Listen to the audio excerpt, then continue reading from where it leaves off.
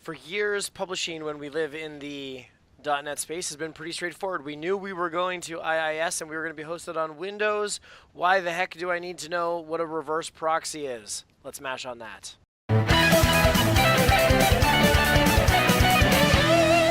Hi everybody and welcome to another episode of the Asp.Net Monsters. In today's episode, we're going to chat a little bit about reverse proxies, what they are, why you need them, and what they're the reverse of. Okay. Yeah. So I guess if we're going to have a reverse proxy, we should define what a forward proxy is first. So this is what most people have seen and are aware of in terms of proxies, and this is when you're connecting to the internet, you don't connect directly to the internet, you connect via a proxy. And the role of that proxy is a couple of fold. One, it will speed up pages that are commonly loaded. So say you're working for a company and they say, everybody go to this site here and download something, some new Windows update or something. Well, that could be cached by the reverse proxy or by the forward proxy.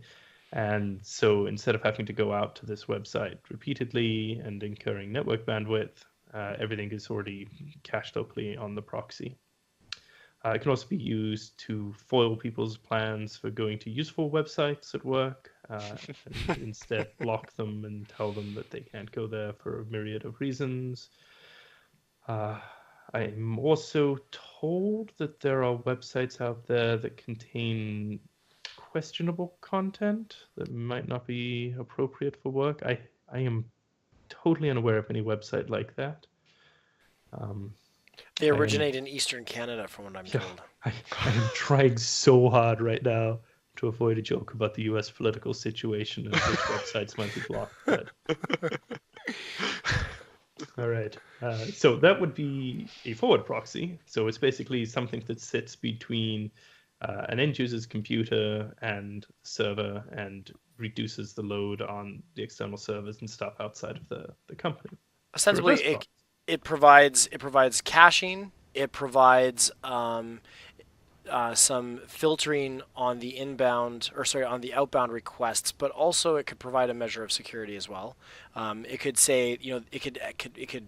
I think there's proxies out there that support blacklisted sites, so that not just for questionable content, but also for known inappropriate use of network resources, such as torrenting, or maybe there's hacker-related sites or sites that have been blacklisted because they've got malware on them. So there's services that can actually feed in blacklists of sites and then prevent your users, or perhaps save your users from hitting them.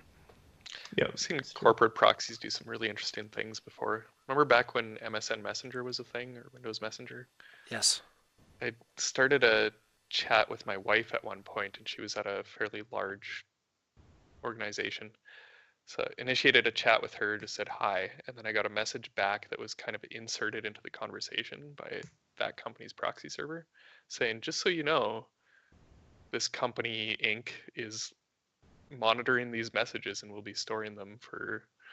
This is kind of crazy to see, but interesting things going on. At least they're open about it, though, right? Yeah, they told you about it. So this is a forward proxy. Then what is the role of a reverse proxy? Right. So the reverse proxy also sits between end users' computers and the servers, but it sits more on the server side. So when my computer initiates a connection, instead of getting the actual web server that I'm connecting to, I might get a proxy server in between, reverse proxy server, which will do a number of possible things. It has a number of possible roles, but it sits in front of the web server on the other end and reduces some of the load on it. So a bunch of things that you could do with it are you could have in place for reducing load on the web servers, because web server performance is important, and it might be that there's a lot of static content on there that you can pull off. You could keep that on the web server itself and do the caching on there, but it's sometimes nicer to put that off into like a whole other tier that is responsible just for that sort of thing. You could do your SSL terminations on the proxy. So it would be SSL from the client computer all the way over the internet until you got to the reverse proxy server on the other end, and then it would do the decryption and pass it on to the web server. Again, it could be in place just to reduce the load on the web server, or it could be that you're on a reverse proxy that has specific hardware for doing accelerated SSL, which is not super uncommon, I don't think. You could have a reverse proxy in place that would forward requests to a number of different services. So if you're behind some sort of like microservice architecture, you don't want people necessarily to know that you're doing a bunch of different microservices by giving them a bunch of different endpoints, then you could set up a proxy server that would kind of spawn the processes out, and it would be the one that would be responsible for knowing about the true service locations and just provide a veneer out to the real world, implying that you only had one server or one endpoint. It could do things like compressing or changing protocols. So a good example of this is the Nginx Web Server can be used as a reverse proxy into Kestrel. So Kestrel doesn't support HTTP2, and Nginx does, kind of. So you could use that to do your kind of HTTP2 terminations and speed up people's downloads. Okay, so the forward proxy server, the one that we know, then kind of we can look at that as something that serves either the user or the enterprise or the organization for which the user is from which the user is accessing the internet. In terms of the reverse proxy server, it is something that benefits the web server that's hosting an application, and it can augment it in certain ways. You mentioned, for example, HTTP2 not supported by Kestrel. Kestrel also doesn't have multiple port bindings, so there's these other things as well. And we start to get into this place where we kind of need to know a little bit more about why we need to know a little bit more about it. I guess because this is something that is coming and going to be front and center and maybe not even front and center, but I think it's an important part of the pipeline, the request pipeline that we need to be aware of now. Mm-hmm. And that is when we move to ASP.NET Core, we will be running on Kestrel. Right. So ASP.NET Core pretty much just runs on Kestrel. So even if you're hosting on IIS, you're still running an instance of Kestrel behind the scenes. And in that scenario, IIS acts as a proxy to just forward requests onto Kestrel. So there's a special HTTP module which is loaded inside of IIS, and that is what's responsible for forwarding requests onto Kestrel. So, and then when we want to look at, and I mean, I think that for the most part, what we're going to see is if we're, if we're in Windows or if we're in Azure, we're not going to have to think about that maybe as much. The deployment scenario is still going to be pretty much the same for us. If we're using Web Deploy, if we're using the deployment tools inside of Azure, things are going to feel pretty much as they do today, and we're going to go out there and we won't even really know that we're sitting in Kestrel. So the reverse proxy will sit in IIS. It will do things like SSL for us. It will do things like the multiple port bindings and host header bindings and things like that that Kestrel doesn't support. And Kestrel will do the thing that it's good at, which is hosting the applications for us. So that becomes our host. And then the proxy server sits in IIS. So what are our options when we go to other platforms then? Other platforms, Nginx is probably your best bet there. You could probably use Apache too. I haven't seen anybody using Apache as a proxy in front of Kestrel, but I would imagine it's possible. I mean, there's a million configuration options, and Apache surely one of them is what we need. But yeah, Nginx is sort of the cool tool at the moment, so everybody's doing things that way.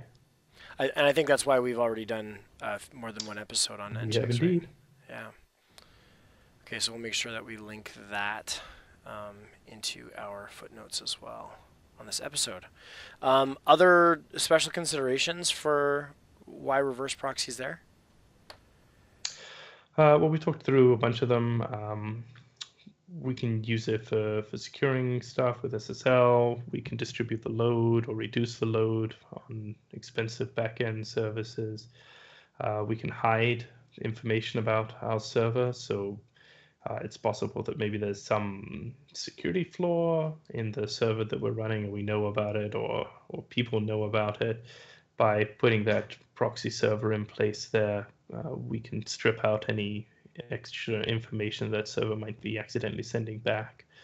That would help identify it and give people a vector of attack against it.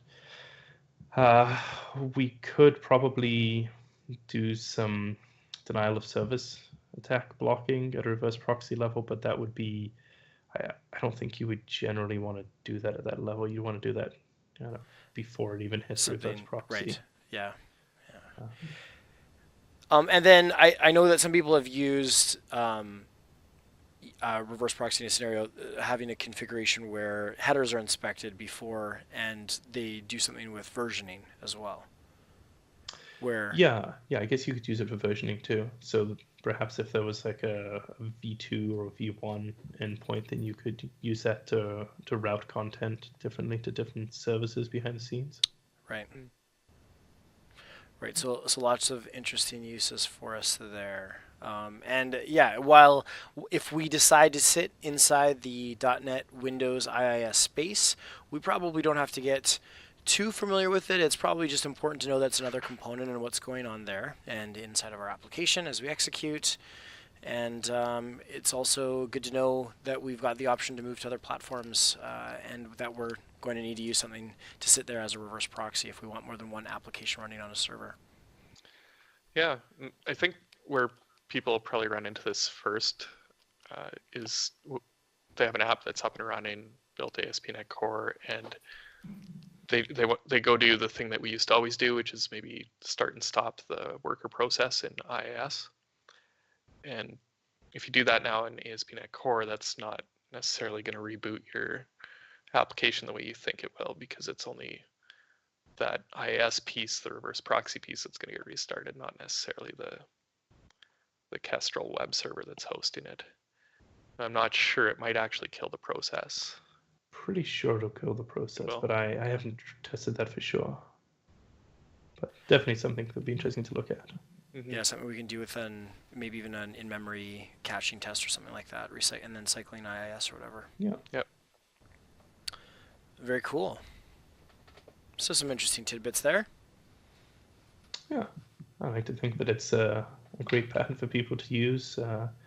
Even if you don't have a huge website, it could be useful to offload some of that load to some sort of cheap and easy to access resource instead of having to put together an even bigger web server. Because that can be a problem. Like if you're running just on a single web server and you're coming to the point where you've got to put in the expense to scale it out, like you're running on some sort of legacy system, or you've made some decisions in your architecture that make scaling out very difficult to do, then having a reverse proxy in there might buy you a little bit more time before you have to get into that difficult, how do we scale this thing out discussion.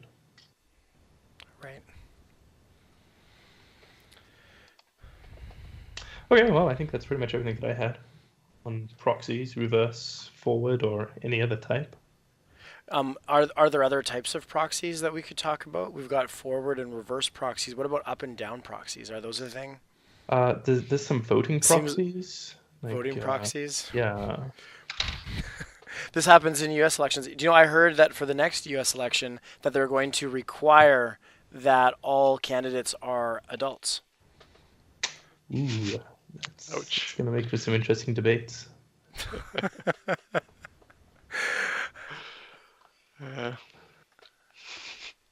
Well, with that, thanks everyone for joining us again here on the ASP.NET Monsters. Remember to like, comment, share, and send us an email with your comments or questions. Yeah, and everybody who does will get one of these wonderful... I'm holding it up now. Dave and Simon, I know you can't see this, but this is a sticker with the monsters on it. And as everyone knows, we have seen 1 or 2 hertz improvements on laptops just by affixing this to the laptop case.